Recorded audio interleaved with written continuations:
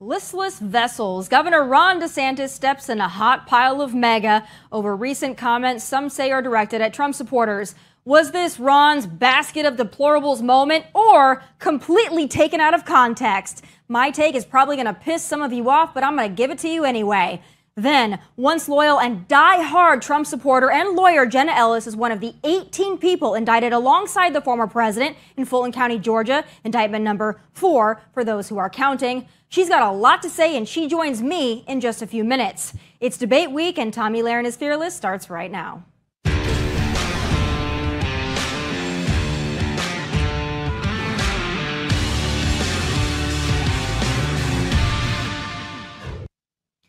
Listless vessels. I'm sure somewhere a mega influencer is screen printing the phrase on t-shirts as we speak. As if being tied for second place with the millennial Slim Shady rapping Vivek Ramaswamy wasn't enough to put a damper on the governor's week, those comments and those two words, listless vessels, have set off a feeding frenzy in what I fondly refer to as Megadonia, and maybe rightfully so. But because they've been taken out of context by many, let's listen to the whole damn thing together. We have a strand in our party that views supporting Trump as whether you are a rhino or not. And so you could be the most conservative person since sliced bread. Unless you're kissing his rear end, they will somehow call you a rhino. So it's been totally detached from principle and what you actually believe and results. And it's more about, just what faction you happen to do. So there'll be people who are huge Trump supporters, like in Congress, who have like incredibly liberal left-wing records that's really just atrocious. And yet they're viewed as by some of these folks as like really, really good. Then you have other people, like a Congressman Chip Roy, who's endorsed me, Congressman Thomas Massey. These guys have records of principle fighting the swamp that are second to none. And yet they will be attacked by some of these people and called rhinos.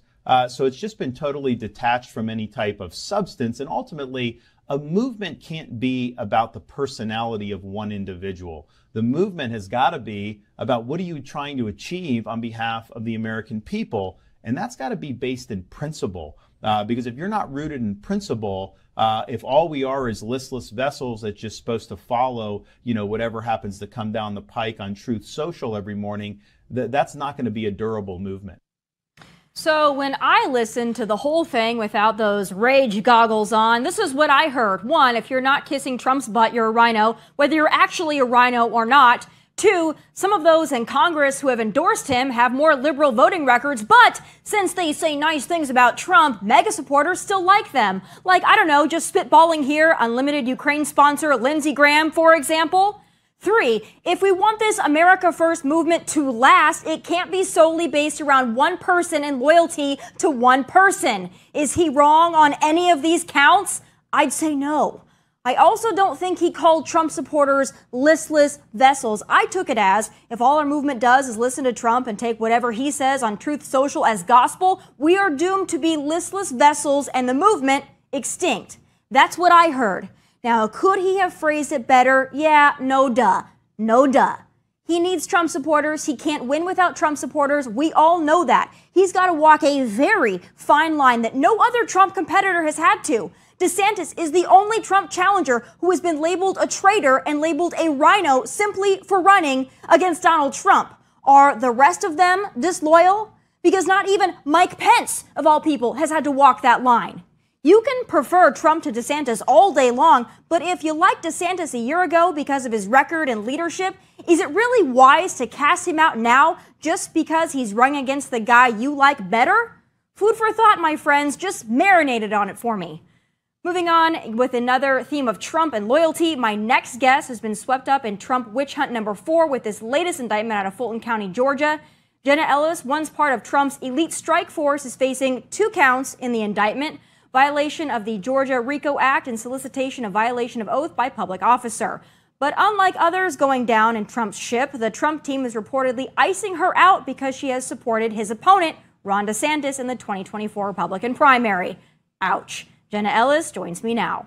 Jenna, it's so great to have you joining me. I know that it's probably been a rough week for you. It's probably seemed much longer than a week since that indictment number 4 came down. Of course, you were wrapped up in it. I know that you can't discuss specifics or strategy or anything like that, but I just want to get a sense of how last Monday felt for you. Were you shocked that you were named in this?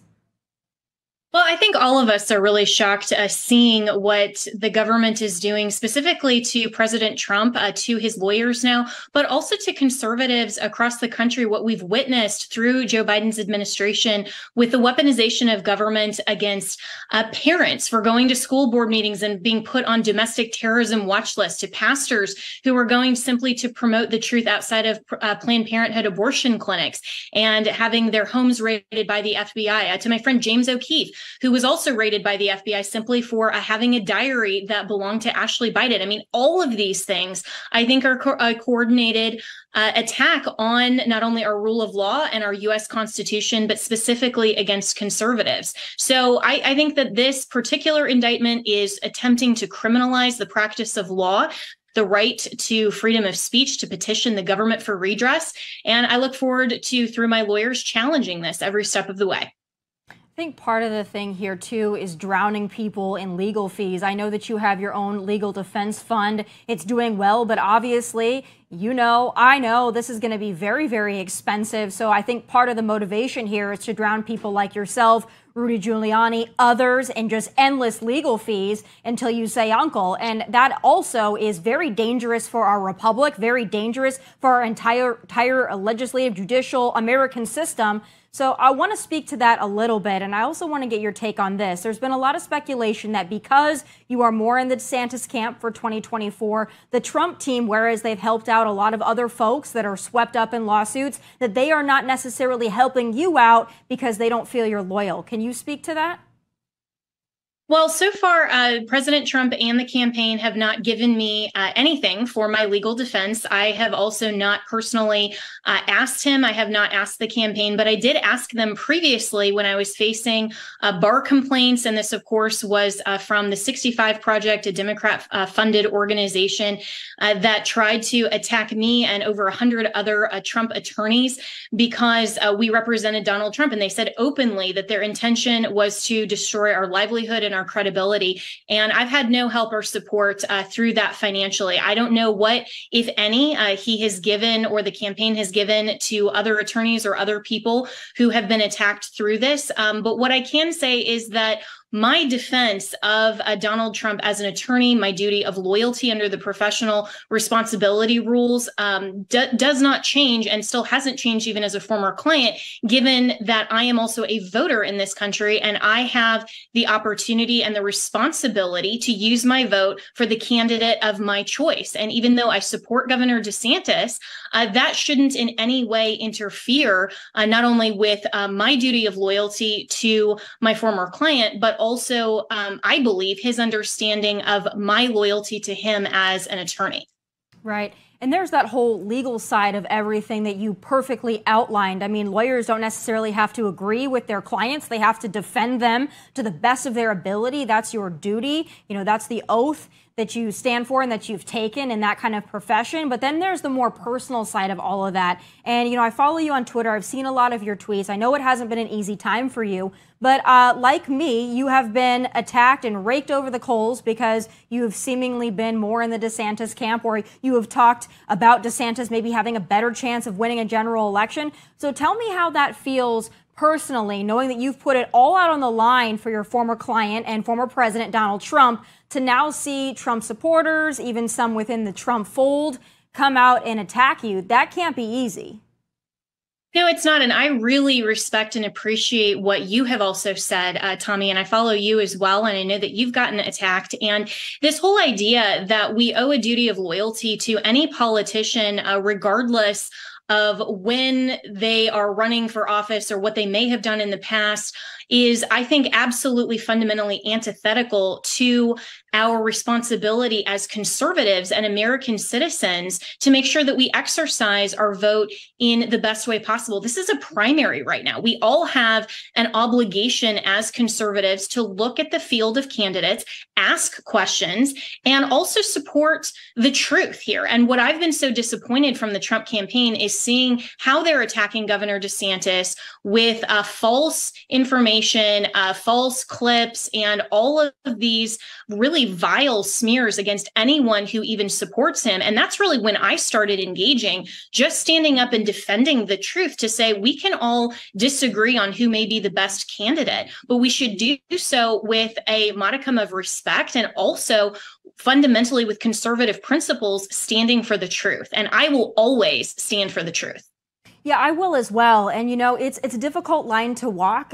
Both of us know that very well. I mean, I have been a Trump supporter for many years. You have obviously been, and the Trump team for many years, right? I fiercely fought for him 2016, of course, in 2020 through his entire presidency. And then I saw kind of the writing on the wall and I said, hey, it might be time to move on here because we need to get somebody in office that can, first of all, win the office and somebody that maybe has a fresh outlook that isn't focused on years gone by, but maybe focused more on the future and the American people. That's when I started to shift. It doesn't mean that I don't like Donald Trump. Doesn't mean that I don't like his policies or I don't think his presidency was fantastic. It just means I see an alternative that I think is maybe a better shot at getting us back in the White House. You put out a tweet, and I have the tweet the other day, in response to the flack DeSantis was getting for the listless vessels comment. So in my first segment, I talked about that comment. I think it was completely taken out of context. And when I listened to him say the listless vessels, I didn't take it as him calling Trump supporters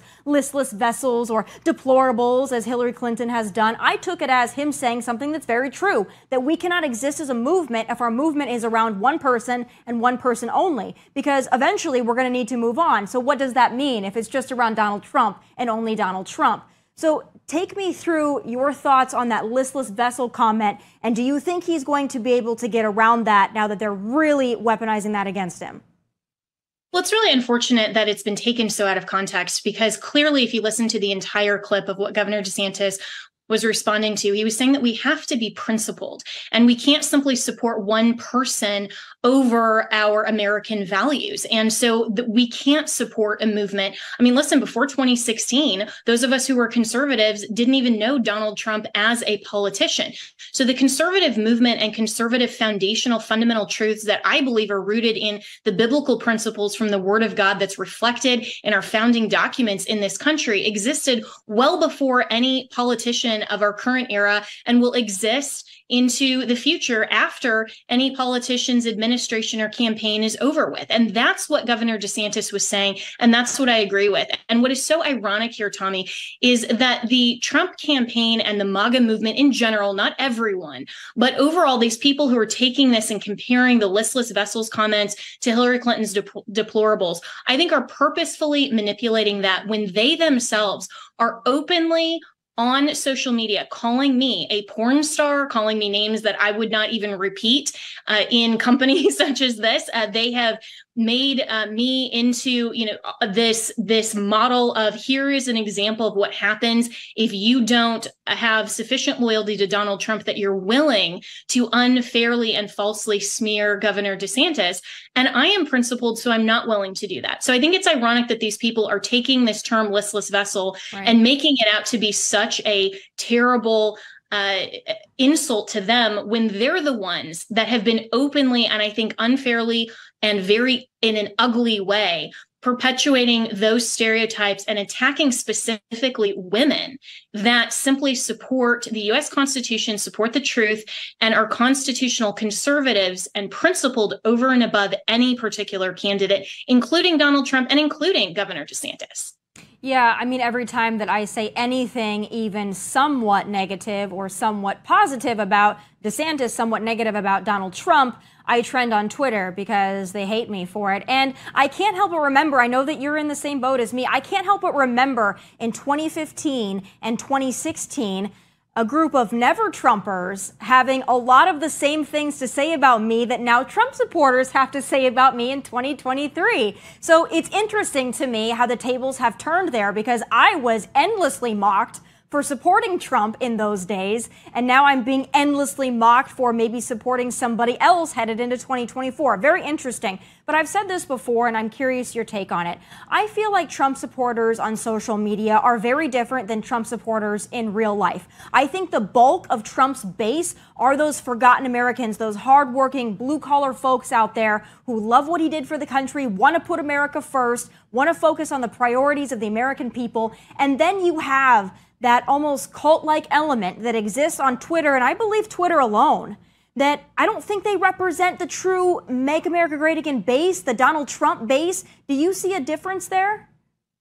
I think you're completely spot on. And I think there are really great American conservatives that do love and support Donald Trump, and they're appreciative, like me, of what he did in his first administration. Like you, I defended him from 2016 through his first 4 years, and it may be only his first 4 years. He may have another term. And if he is the nominee, and if he ultimately wins back the White House, I will support him and I will champion him in that. But we need to be able to have those conversations and ask those questions of whether or not he is the best conservative candidate. And it is ironic that you and I, who have remained principled, and our loyalty is to America, to the Constitution, and to the principles of conservatism, that we're now getting attacked from both sides because we won't either love or hate Donald Trump when that is the most popular thing to do. But I don't go along with whatever the popularity contest is, whatever the polls say. I'm principled, and that means that the truth doesn't change. And so my principles aren't going to change. But I do think there are a lot of great people still in the MAGA movement that need to sincerely address these questions. But I do also think, Tomi, that there are a lot of people, not only within the Trump campaign, but also in conservative media generally, that are buying into this false proposition that loyalty and access to Donald Trump means that they have to smear and malign and be anti-Governor DeSantis. And I think that's a losing proposition for their credibility ultimately. And I really hate to see some of these journalists and some of these other media influencers, specifically on Twitter, falling for that and being unwilling to stand firm and say, no, I love and support Donald Trump. I'm willing to criticize him when criticism is due. I love and support Governor DeSantis, willing to criticize him when criticism is due. That's being principled. I agree with you wholeheartedly. So I want to go through some kind of rapid fire style questions just so that we can keep it a little concise, because I have a few things I really want to get your opinion on.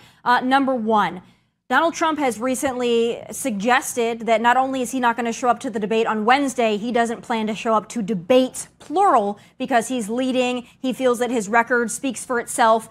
Is that a mistake for Donald Trump to say he's not going to show up to debate this one or maybe any debates in the future? Absolutely, it's a mistake. He needs to come and be on that debate stage and answer for his record. And even I agree with exactly what you said as well on Twitter, that he needs to answer the questions about personnel, about COVID response, about so many other things. He had 4 years in office, and so he needs to come and defend that record.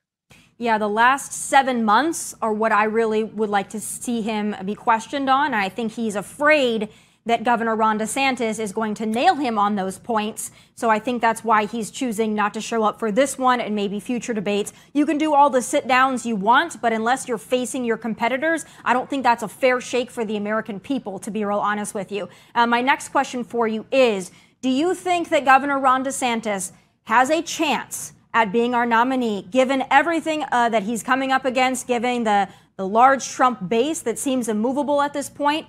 Is Governor Ron DeSantis as the nominee? Do you see that as a possibility?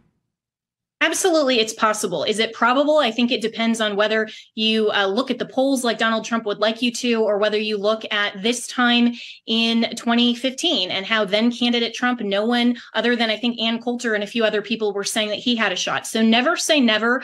But I do wish that Governor DeSantis would go more on the offensive, that he would speak in talking points, and that his comms apparatus around him would have a better handle on what the American people are genuinely concerned about. The fact that he's kind of ignoring the weaponization of government against Trump, I think, is a huge mistake for him, because the American people see that, they're outraged by it. And I think this is a moment that he could really be a leader and call the nation together to pray and to just show that he is the best candidate for president.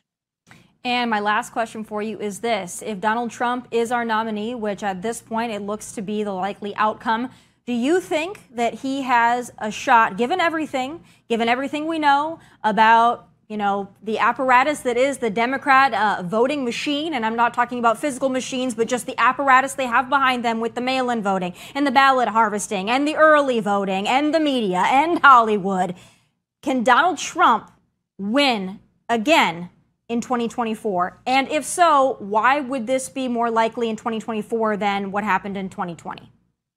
I think that's the precise question that needs to be asked consistently and repeatedly of Donald Trump and of the campaign, because with that recent poll that came out that 65% or more of registered likely voters in America have said they will not under any circumstances vote for Donald Trump. If that's even remotely accurate, then that signals that he wouldn't win a general election. This is why we need to, as Americans, confront these issues now while we can still select our candidate. We can love and respect Donald Trump for what he has done in his administration in the past. We can also, as Americans, take our responsibility seriously to make sure that we put up the very best champion for 2024. And I'm not convinced that Donald Trump can win a general election. And that's in part why I am very supportive of Governor DeSantis. But I want to hear the response to that exact question, Tomi, from the Trump campaign. No one has laid out a path of how he can reach 270. I want to hear that as a voter. Best of luck to you, your legal defense fund. Where can people find it so they can help you out with your fight?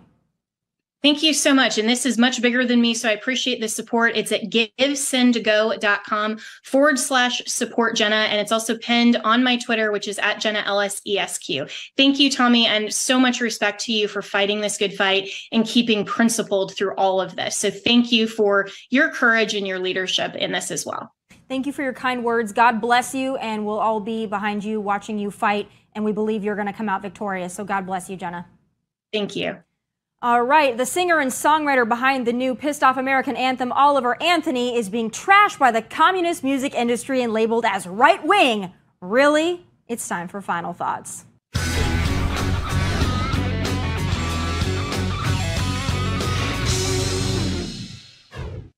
Rich Man North of Richmond is dominating the charts, even knocking Taylor Swift off the top spot over the weekend, and the liberals are losing whatever part of their minds they have left over it. Liberal outlets are labeling the song and its writer and performer, Oliver Anthony, whose real name is Christopher Anthony Lunsford, as right-wing and divisive, not because he is, but because they can't stand the fact that an average working-class white man wrote a song that strikes to the core of what they are all about: greed, elitism, and arrogance. Let's take a look at these so-called right-wing lyrics, shall we? That's right-wing? Really? Because hasn't the Democratic Party been claiming to be the party of the working man since its inception? It's right-wing to talk about working your ass off for little pay. It's right-wing to talk about the collapsing value of the dollar and how the man, aka the government, wants full control. That's right-wing these days, huh? Or maybe it's this part that's got him all riled up. The part where he sings about miners on an island. Maybe that hits a little too close to home for Democrats and their enablers in the media. Telling, isn't it? And P.S., is it right for hardworking folks to bust their asses so some who don't feel they need to do jack can live off the system and eat junk food all day? Welfare is for those who need a helping hand, not a little Debbie on the couch watching The View. Sorry.